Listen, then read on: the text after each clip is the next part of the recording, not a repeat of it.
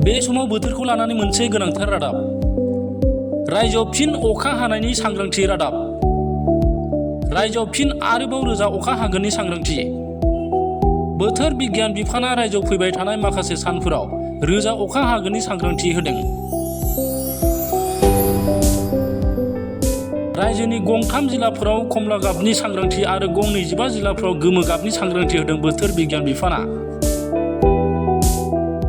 गवालपारा, बिश्वनाथ आरो सनितपुर जिल्लायाव कमला गाबनि सांग्रांथि होदों बोथोर बिगियाना।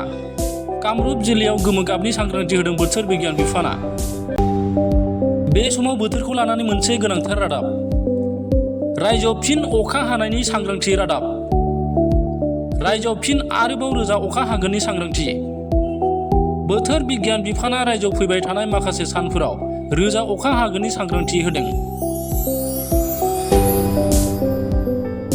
रायजोनि गं 3 जिल्लाफोराव कमला गाबनि सांग्रांथि आरो गं 25 जिल्लाफोराव गोमो गाबनि सांग्रांथि होदों बोथोर बिगियान बिफाना। गवालपारा, बिश्वनाथ आरो सनितपुर जिल्लायाव कमला गाबनि सांग्रांथि होदों बोथोर बिगियाना। कामरुप जिल्लायाव गोमो गाबनि सांग्रांथि होदों बोथोर बिगियान बिफाना।